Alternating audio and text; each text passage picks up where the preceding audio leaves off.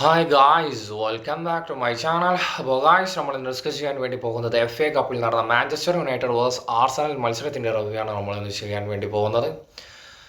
ഇതുപോലൊരു കോമ്പറ്റീഷൻ, ഇത്രയും tight competition, ഇത്രയും ത്രില്ലിംഗ് ആയിട്ടുള്ള ഒരു കോമ്പറ്റീഷൻ ഈ ഒരു സീസണിൽ ആദ്യമായിട്ടാണ് ഞാൻ കാണുന്നത് എന്ന് എനിക്ക് കൺഫേം ചെയ്ത് പറയാൻ വേണ്ടി സാധിക്കും. വേറൊരു കാര്യം, ഇതിന് മുമ്പത്തെ വീഡിയോയിൽ Inter Milan versus AC Milan Super Copa Espana മത്സരത്തെക്കുറിച്ച് ഞാൻ പറഞ്ഞിട്ടുണ്ടായിരുന്നു. പക്ഷെ അതുക്കും മേലെയാണ് ഈ ഒരു ആർസണൽ വേഴ്സ് മാഞ്ചസ്റ്റർ യുണൈറ്റഡ് മത്സരം.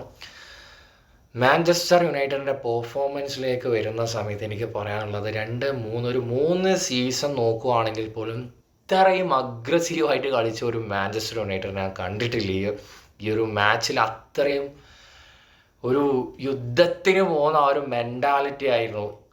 ലാസ്റ്റ് ആർസണലായിട്ട് കളിച്ച മത്സരം നമ്മളെല്ലാവരും കണ്ടതായിരുന്നു.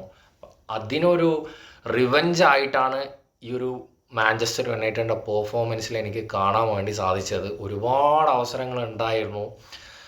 പിന്നെ ഓരോന്നായിട്ട് എടുത്ത് പറയാം. ഫസ്റ്റ് ഹാഫിൽ ആർസണലായാലും അതുപോലെ യുണൈറ്റഡ് ആയാലും കട്ടക്കായിരുന്നു.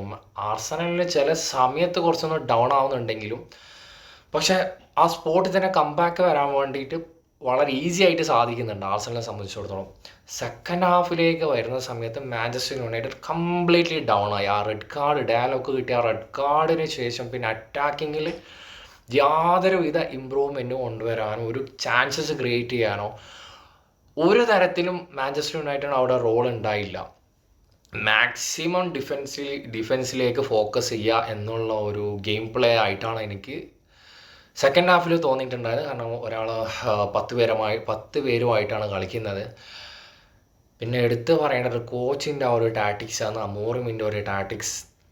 ഇത്രയും മാച്ചസിൽ ഗർനാച്ചോ എന്ന ഒരു പ്ലെയറിനെ സൂപ്പർ സബ്ബായിട്ട് മാത്രമാണ് യൂസ് ചെയ്തിട്ടുണ്ടായിരുന്നത്. പക്ഷേ ഈ ഒരു മാച്ചിലേക്ക് വരുന്ന സമയത്ത് ഫസ്റ്റ് 11 തന്നെ ഗർനാച്ചോ ഉണ്ടായിരുന്നു. ഗർനാച്ചോ ആണ് അസിസ്റ്റ് കൊടുത്തിട്ടുണ്ടായിരുന്നത്. അതുപോലെ ബ്രൂണോ ഫെർണാണ്ടസ് അത് ഗോൾ ഈസി ആയിട്ട് സ്കോർ ചെയ്തു.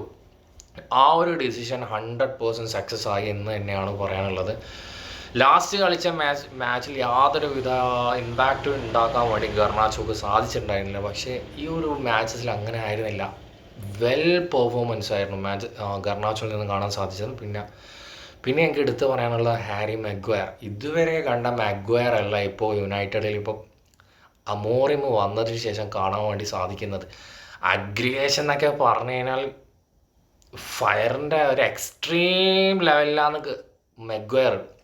നോർമലി ലിസാൻഡ്രോ ആണ് ഒരു അത്രയും അഗ്രസീവായിട്ട് പ്ലേ ചെയ്യുന്ന ഇതുവരെ സെൻട്രൽ ബാക്ക് പൊസിഷനിൽ ഞാൻ കണ്ടിട്ടുണ്ട്. ഡിലൈറ്റ് പിന്നെ നോർമലി സം ടൈംസ് കുറച്ചൊരു ആ ഒരു ഫയർ ആയിട്ടുള്ള ഒരു പെർഫോമൻസ് കാണാൻ സാധിക്കുമെങ്കിലും മെഗ്വയറിൽ നിന്ന് ഇപ്പോൾ ബാക്ക് ടു ബാക്ക് ഈ ഒരു ഫോം കണ്ടിന്യൂ ചെയ്ത് കൊണ്ടുപോകാൻ മെഗ്വയർക്ക് സാധിക്കുന്നുണ്ട്. ആ ഒരു പെനാൾട്ടി വന്നതിന് ശേഷം പുള്ളി കുറച്ച് ഡൗൺ ആയി. പക്ഷെ ഒരിക്കലും അത് പെനാൾട്ടി കൊടുക്കേണ്ട യാതൊരുവിധ ആവശ്യമില്ല എന്നാണ് എനിക്ക് പറയാനുള്ളത്.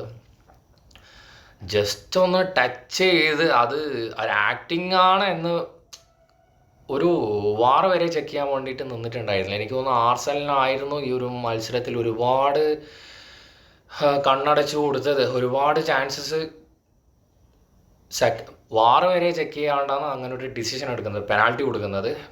അതുപോലെ ഡയലോഗ് കൊടുത്ത ആ റെഡ് കാർഡ്, അതും ആക്സിഡൻ്റലി സംഭവിച്ച ഒരു കാര്യമാണ്. അതൊരിക്കലും റെഡ് കാർഡ് കൊടുക്കേണ്ട ഒരു വിഷയമാണെന്ന് എനിക്ക് തോന്നിയിട്ടില്ല.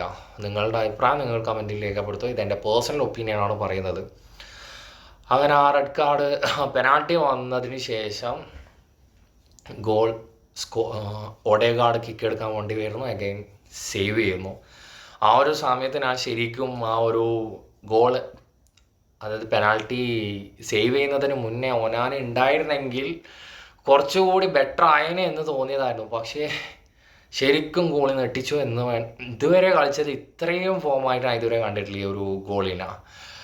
അതുപോലെ ആ ഒരു ഗോളി പെനാൾട്ടി സേവ് ചെയ്യുന്നു. അതിനുശേഷം ഹവേർഡ്സിന് ഓപ്പൺ ചാൻസ് കിട്ടുന്നു, ഹവേർഡ്സ് പുറത്തടിക്കുന്നു, റേസ് വരുന്നു, റേസിൻ്റെ കിട്ടിലും ഹെഡർ സേവ് ചെയ്യുന്നു. അതുപോലെ ഒരു ക്രോസ് ലെഫ്റ്റ് വിങ്ങിൽ നിന്ന് ഒരു കേർവ് ഷൂട്ട് ചെയ്യുന്നു, അത് ജസ്റ്റ് മിസ് അത് പോകുന്നു. ഒരുപാട് ചാൻസ് സെക്കൻഡ് ഹാഫിൽ ശരിക്കും പറഞ്ഞാൽ 60 മിനിറ്റ് ശേഷം കംപ്ലീറ്റ്ലി കളിച്ചത് എക്സ്ട്രാ ടൈമിലായാലും കളിച്ചത് ആർസണൽ തന്നെയാണ്. പക്ഷെ നിർഭാഗ്യം എന്ന് മാത്രമേ എനിക്ക് ആർസണലിനെ കുറിച്ച് പറയാനുള്ളൂ. പക്ഷേ ഒരിക്കലും യുണൈറ്റഡിനെ കുറച്ച് സംസാരിക്കുന്നതല്ല. യുണൈറ്റഡും ഔട്ട്സ്റ്റാൻഡിങ് പെർഫോമൻസ് തന്നെ ആയിരുന്നു.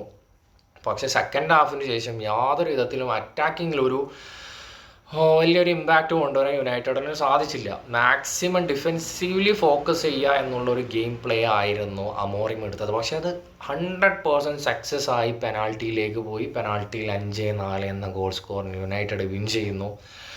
യുണൈറ്റഡ് ഫാൻസിനെ സംബന്ധിച്ചിടത്തോളം ഇതുവരെ ഇത്രയും ഗൂസ് ബംസ് കിട്ടിയ ഒരു മാച്ചസ് ഉണ്ടായിട്ടില്ല എന്ന് തന്നെ കൺഫേം ചെയ്ത് പറയാൻ വേണ്ടി സാധിക്കും. ഈ ഒരു മെൻറ്റാലിറ്റി വെച്ചിട്ട് പ്രീമിയർ ലീഗിലും പ്ലേ ചെയ്യുകയാണെങ്കിൽ എന്തുകൊണ്ടും എനിക്ക് തോന്നുന്നു ടോപ്പ് 4 എന്നുള്ള ഒരു പൊസിഷനെങ്കിലും അച്ചീവ് ചെയ്യാൻ പറ്റും എന്നാണ് ഞാൻ വിശ്വസിക്കുന്നത്. പക്ഷേ യുണൈറ്റഡ് ഇപ്പോൾ റീസെൻ്റ്ലി ഒരു ഫൈറ്റിംഗ് സ്പിരിറ്റ് എനിക്ക് ഇപ്പോൾ കാണാൻ വേണ്ടി സാധിക്കുന്നതും യുണൈറ്റഡിൻ്റെ മാച്ചിൽ ഇത് തന്നെ കണ്ടിന്യൂ ചെയ്ത് കൊണ്ടുപോകാൻ സാധിക്കുകയാണെങ്കിൽ എന്തായാലും ഈ ഒരു അമോറിമിൻ്റെ സിസ്റ്റത്തിൽ യുണൈറ്റഡ് ആരാധകർക്ക് എന്തായാലും ഒരു ഹോപ്പ് വെക്കുന്നതുണ്ട്. യാതൊരു ടെൻഷനോ കാര്യങ്ങളോ വേണ്ട എന്നാണ് എനിക്ക് പറയാനുള്ളത്. സ്റ്റാർട്ടിങ്ങിൽ അമോറിം വന്ന സമയത്ത് ഒരിക്കലും ഈ ഒരു 3 at the back ആയിട്ട് സക്സസ് ആവില്ല എന്ന് തന്നെയാണ് ഞാൻ വിചാരിച്ചിട്ടുണ്ടായിരുന്നത്. പക്ഷേ പുള്ളി അതൊക്കെ ഓവർകം ചെയ്തിട്ട് മുന്നോട്ട് വന്നുകൊണ്ടിരിക്കുകയാണ്. അപ്പോൾ ഗായ്സ്, ഇത്രയൊക്കെയാണ് എനിക്ക് ഒരു മാച്ചിനെ കുറിച്ച് പറയാനുള്ളത്. നിങ്ങളുടെ അഭിപ്രായം കമൻറ്റിൽ രേഖപ്പെടുത്തുക. നെക്സ്റ്റ് വീഡിയോയുമായി വീണ്ടും കാണാം.